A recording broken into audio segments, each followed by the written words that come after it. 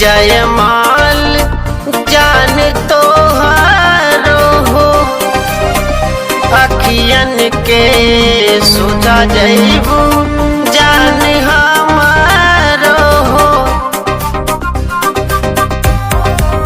कि आज होई जयमाल जान तोहारो हो, अखियन के सोझा जइबू जान हमारो हो।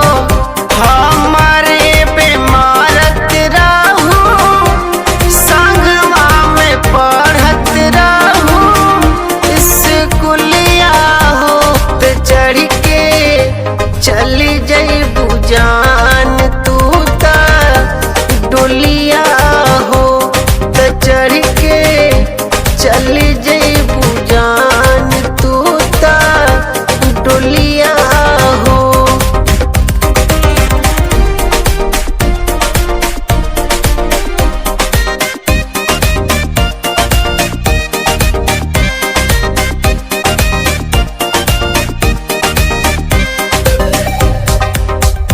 बचपन के बात हर पल याद आई हो, जीवन भर राज गौरव ना भुलाई हो।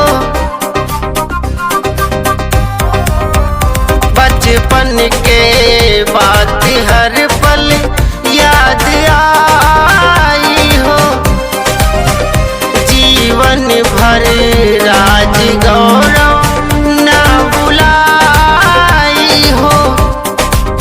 तरसब दिनों राती सुनिले पटेल का हंस बोलिया हो, त छोड़ के चली जइबू जान